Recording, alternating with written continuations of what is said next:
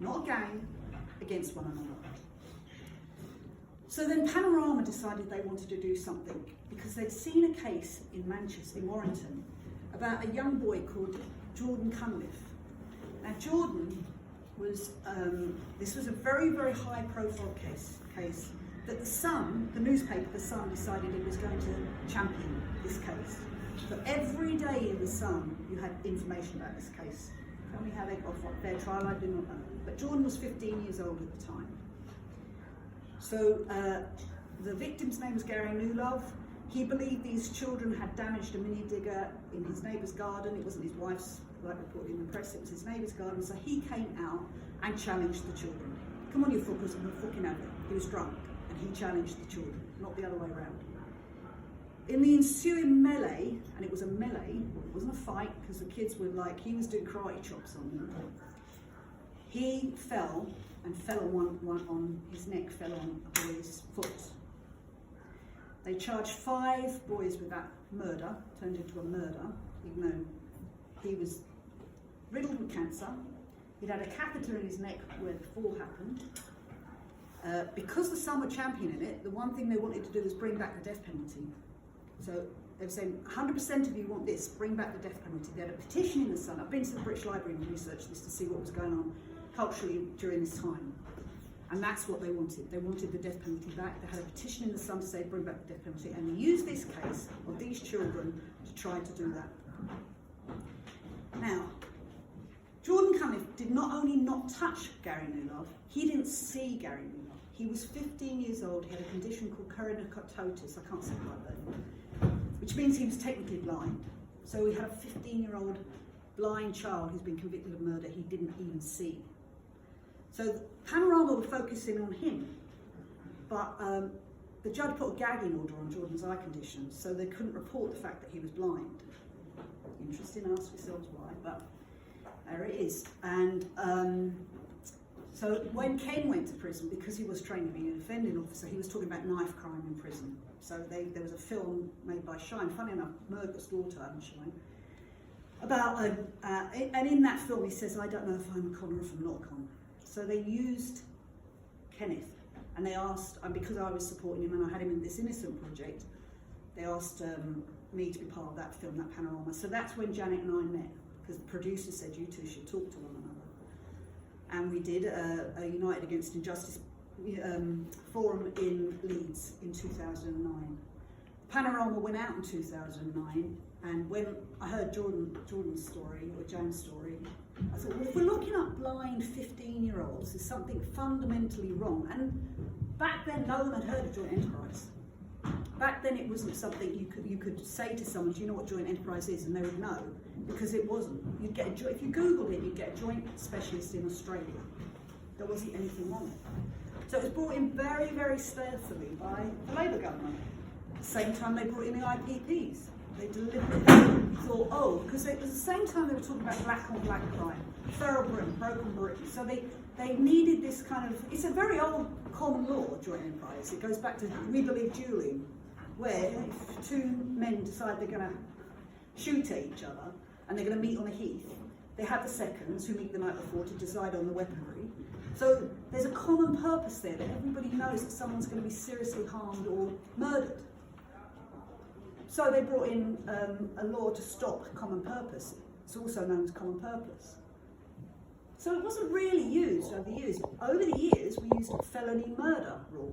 So if you go out on a burglary, like Derek Bentley did, he's on a burglary, he's arrested by a police officer, he's telling his co-defendant, Christopher Craig, who's 16, to give the police officer the gun, let him have it, there's a film, you can see it, and Christopher Craig shoots the police officer. Because he's 16, he can't get the death penalty. Derek Bentley, who's got a learning age of 14, 13, I think, does get the death penalty, and he's one of the last men hung in Britain under joint enterprise. Joint enterprise is used in Bentley's case. So bring it forward to 2007, when Jordan gets convicted and Ken gets convicted, it starts creeping in that, oh, this is a very, for prosecutors particularly, this is a very interesting tool to use, because we don't have to have direct evidence of what people do. We can just collectively put them all in the same group. So Jan and I met and we decided to start a campaign, and the panorama was shown. And this man, the CEO of a very, very big company, he wanted to remain anonymous, not for any other reasons. I can tell you what it was now. It was Olympus Cameras. He contacted me because he couldn't understand how Ken was saying on camera, I don't know if I'm a con or if I'm not a con. So you've got this young black kid in prison who doesn't know why he's there. So I went to see him, and I took the barrister with me, who's currently the barrister that's doing Lucy Letby's appeal, and that's an interesting one. He said, what about an appeal? And appeals are very, very expensive and very difficult, especially in drug cases. But by then, because I'd done London Against Injustice, I've met too many other parents, mums of cases where they come and say, I can't understand it. Because it's a mandatory life sentence, that's the thing as well, Schedule 21, 2003. The government changed it, that the judges no longer had any discretion. They can't say, oh, well, I know you haven't really done a murder, but you were there, or you contributed by your presence, or... No, it's a mandatory sentence. So Ken got the mandatory at the time, 16. And everybody else, 3 of them got convicted of murder. One step. So, as it's kind of evolved and more ones are coming, I said to him, the CEO, no, we need a campaign. Not having a Scooby, what I was talking about, really not having a clue of what campaigning can mean. It is absolutely all-consuming. It takes over your life, absolutely. We are now supporting 1,400 prisoners, and that is going to be conservative. That number is not going to be reflected, because when you go to the prison system, that's why I was quite interested in that data, and I will talk about it afterwards, is if they're murder joint enterprise, then the prison system knows how many joint enterprise prisoners they've got. Because what they do is they hide behind the data. You just go into prison as a murderer. You don't go in as a secondary party, a joint enterprise. I mean, they are probably a bit more aware of it now, because we've been campaigning for 14 years. Like I said, we're supporting 1,500 prisoners. We have had reports, dangerous associations, everything's on the website. But the first report came out from Manchester Met University, and it looked at the disparity of young black men and joint enterprise. That was the first touch about the racism that involves with joint enterprise. The next one was, I kept saying, well, the children's cases are depressing, the men's cases are. But the women's cases are balmy. It's like women serving life sentences for murders that haven't actually physically done any violence to that person that's been murdered. So the women's cases really intrigued me. So again, researchers from Manchester Met went in and interviewed something like 104 women. Their report's on there, it's called Stories of Injustice. And again, they're just like, not one of them, I think one inflicted a slap and another one used a broom handle. But none of them have actually murdered anyone, but they're all serving life sentence for murder. So you can see it's a massive, massive problem. We're the only country in Europe that sends children to prison for life. Children as young as 13. We're supporting a boy and a girl, both 13. Now, seriously, even if a child has done something as heinous as murder, they need help. They don't need a prison. They just don't. But we see that as a normality to send 13, 14, 15, 16-year-old children to prison for something they haven't actually done. So we built up and we built up, and we got to, then we heard that the Supreme Court in 2015 made an announcement that they were going to look into the case of joint enterprise. And our lawyer phoned us up and said, we have to intervene now. So you have to, it's a learning curve, like all the language you're going to have to learn. To intervention. So we intervened. JENGbA wrote to the Supreme Court and said, we are the campaign, will you please let us intervene? And they said yes. So we intervened along with another organisation called Just for Kids Law, who do great work with children. And mainly, this idea of how can a child foresee what someone else is going to do? Because that's the two elements. It's the intention, which everybody thinks. If you go to prison for murder, you've got the intention. I'm going to murder Pauls. I'm going to do it. I'm going to murder her. Even if you start not off the cuff. But not that, well, I thought about murdering her, but I didn't murder her, but I'm actually going to serve a life sentence for murder because I thought about murdering her. So it's the thought police as well that we're fighting against. So when we got to the Supreme Court, the decision that they came, it's known as R versus Jogi, was that the law had taken a wrong turn in 1984. And they looked at a case in Hong Kong, Chang Min Soo, R versus Chang Min Soo, and a case in Jamaica, Bar versus Roddick. Now, they didn't have a look at any cases over here. So there's still colonial laws, like felony murder has gone to Australia, America, the West Indies, South Africa. So our laws, British laws, have been imported all over the world. Felony murder is still used in America, it's still used in Australia, and joint enterprise. They haven't got joint enterprise in America, they've got joint venture, it's not the same as our joint enterprise. But it is still this kind of colonial kind of idea that our law, we've got the best legal system, so we'll export them and collectively punish people for crimes they haven't committed. That's what's happening. So, yes, they came out and said the law had taken a long time, 1984, and the courts for the last 4 decades nearly have been relying on foresight. So the idea, I know what you're going to do. And they had to reset it back to intention. You've got to prove what someone's intention was if they committed a murder. Makes sense. We'd all think that. You know, like if I intended to kill pearls, I go to prison for that because I've intended it. Right, so we thought we had a victory in 2016, but they also put this clause in that judgment that even though the law had been wrong for the last 4 decades, the only cases that can prove they've suffered a substantial injustice can go back to the Court of Appeal. Guess what? Nobody can prove they've suffered a substantial injustice. It's all language, it's all games, it's all about us them not accepting. We didn't get it wrong. Ken didn't go to prison because he got it wrong, they got it wrong, but if they let anyone out, they're going to set precedent. So after Jogi, we had this case, it's called R versus Johnson, which was just a batch of 9 cases. They just pushed them through and raised the bar so high because none of them proved the substantial injustice test. One boy was looking for his girlfriend's shoes in a car park when his friend had run around to the other side of the car park and kicked someone to death twice. Kicked someone twice, second blow fatal. That couple go home, they don't even know that's happened. They hear that it's happened and take themselves to the police station the next day. So you think this, you know, if you do the right things. Laura Mitchell and Michael Hall. Laura was looking for her shoes in a car park because they had a row about a taxi outside the pub. They had no idea that someone had been murdered or kicked to death. So they go to the police station. 3 months later, they're charged with joint enterprise murder. They both go to prison for life for joint enterprise murder. This young couple, she was training to be a midwife. He was an electrician. She had a 3-year-old son. And I could tell you case after case, which I like because people just go, what?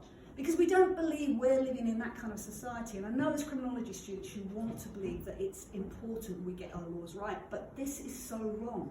Joint enterprise is so wrong. It's not even a little bit wrong. You can't collectively punish people. And the other thing about children is that I've sat in courts and I've got an English degree. The language that's used in criminal courts is, you know, they actually started talking about parasitic accessorial liability because they didn't want joint enterprise to be used, because if you use joint enterprise, you'll get us. People will, you know, go, oh, what's this joint enterprise? And you get out and they think, yeah, that ain't working. But since, like, 2016, there's been one acquittal. His name's John Crilly. If you remember the heroes on the bridge when there was that attack outside of Fishmongers Hall, the guy with the fire hydrant, he was on the Cambridge Learning Together programme, that's John Crilly. In his judge's summing up, the judge, Leveson, said, I know you did not share the intent. So because Leveson agreed that he didn't share the intent, that was a point of appeal, fresh evidence. So John got acquitted, he took manslaughter because that's what we're told him to do. He regrets it to this day, he should never have taken it. Mind you, he got the gallantry award, and I was in Windsor Castle and did the shit turn up. No, sat in Windsor Castle by myself, so we're not forgiven. I mean, prison doesn't change people. Prison makes you mad. It's not, you know, like that. We've still got these Victorian prisons that are just so archaic. I mean, Fosse Way sounds great because they're going to be an advert for building more prisons. But what we've got to do is look why we send people to prison. So the most important development of the campaign was in 2023, where we tried to get people, we took children back with learning difficulties, we took children back with autism. Lord Thomas, the Lord Chief Justice, said, because the boy with autism's mum was a psychologist, the lead expert on autism in this country is Simon Baron-Cohen. He's Sasha's cousin, by the way, but doesn't matter. And he's the lead expert, not just in this country, probably in Europe. He's from Cambridge University. He went in to assess this boy called Alex Henry to see whether he had autism. He said yes. His incident was a fight in a shop where his friend was being beaten up by two brothers. They run into the shop. You see Alex throwing his phone down in frustration, and the boy that he's with, who's a homeless kid, who's got a concealed knife, uses it, and unfortunately there's a fatality. Alex didn't know that happened, but since he went to prison, he got a diagnosis of neurodiversity. So fresh evidence you could take. We took that back, thinking, well, how can a child who's neurodiverse foresee what someone else is going to do in a fast-moving 58-second incident?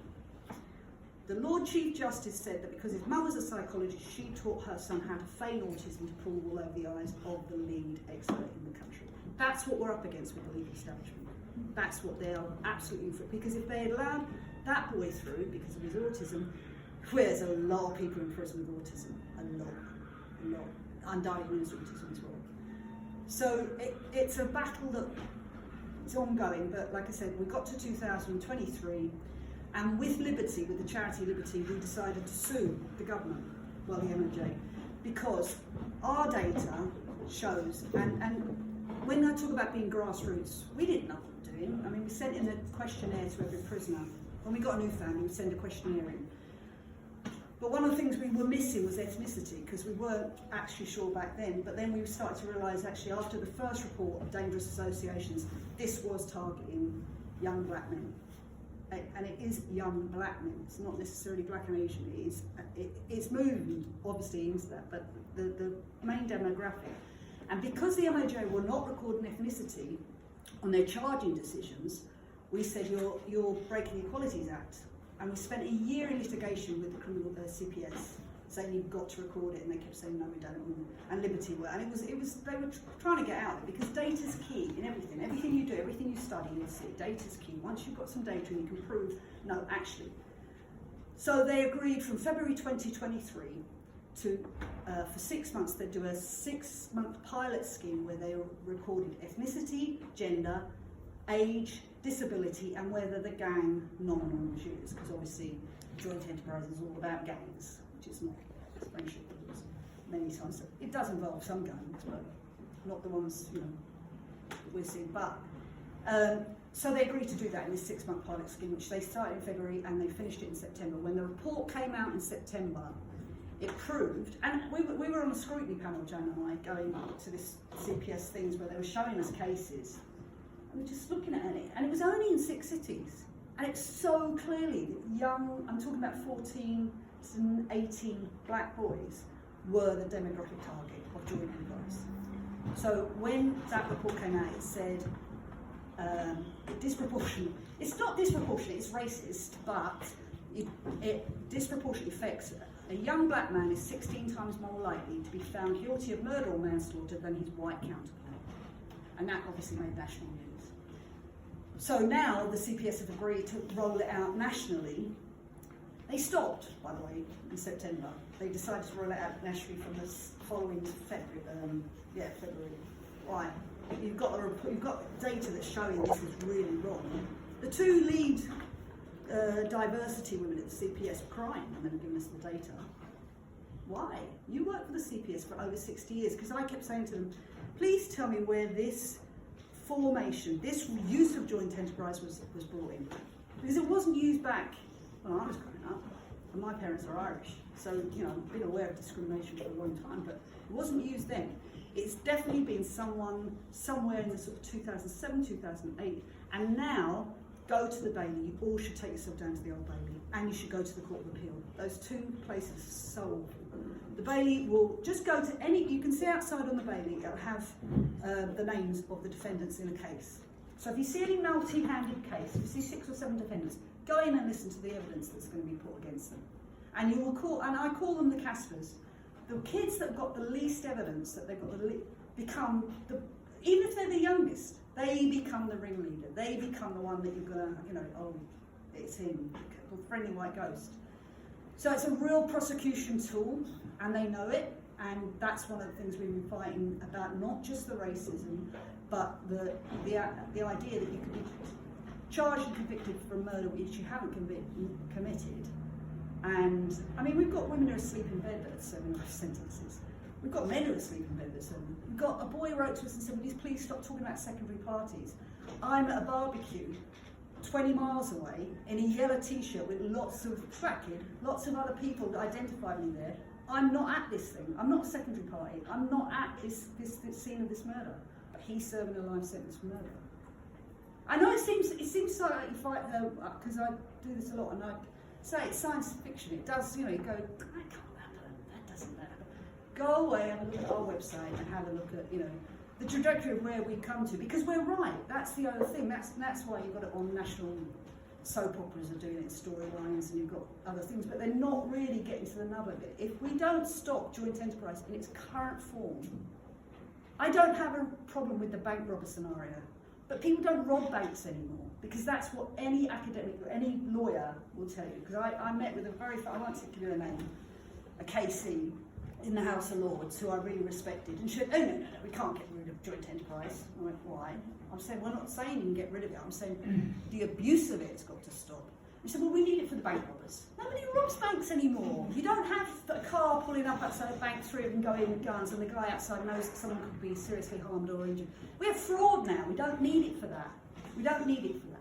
We don't need it for serious organised crime. One of the cases the CPS showed us, thinking that they proved that joint enterprise was really effective, was 4 guys entered a flat, 4 armed men, shot 3 men dead, 1 of them got acquitted. And I'm like, hey, look, that is a serious organised crime. You don't need joint enterprise for that. They use joint enterprise on kids on the periphery, on marginalised people, on black people, on Asian people. It's really moved into the Somalian community now as well in London and places like Birmingham. They will use it on the working class and anyone they can. And the evidential bar is so tenuous, it's scary. It is really, really scary. So the next bit of our campaign is we've just got all our information digitalised by the Howard League. They're on board now, because the Reform Trust are on board. Everybody's kind of supporting us, but we are,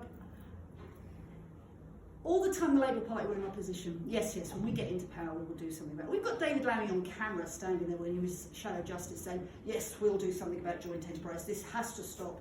Will he? Will he? Shabana Mahmood was questioned in the House. She's the current Chancellor. She was questioned in the House recently by Kim Johnson, who's the MP that's really taken up the cause. And Shabana Mahmood said, oh yes, well the CPS are doing a review. No, they're not. They're gathering data because we forced them to.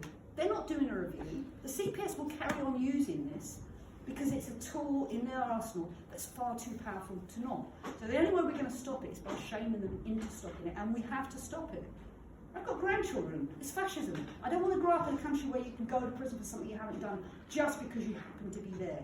Yeah, there might be kids that might have encouraged. You know the scene in Bridget Jones' Diary where the fight scene happens with Darcy and another bloke? I don't know if you were too young. Anyway, all the waiters are outside going, fight, fight, fight, which is what happens with kids when there's a fight in a playground. They all gather because there's a fight. It's something to do. It's not thinking, oh, well, if that person, you know, if it goes further than I encourage by saying fight. We need real evidence. We need real. It needs to go. Sorry, I can't even talk about it too much more. So I hope that's given you a bit of a flavour. Where we're moving forward now, we had a couple of private members' bills. They got thrown at the last Labour Party. We're really going to push this Labour Party to do what they said they would do, which was reform. The Law Commissioner looking into the appeal system, and because we've given oral evidence. Because once you get, I call it a verb now, we're JENGbA, once you get JENGba'd, you really get it under your skin, and it's very, very difficult to let it go. The idea that people are serving life sentences for something they haven't done is really hard. And all those guys, I mean, we probably know them all because we've got a lot of prisoners in Fossway and Coldingley and Whitemore and all the. I've been to a lot of prisons, by the way. They're very interesting places, even Belmarsh.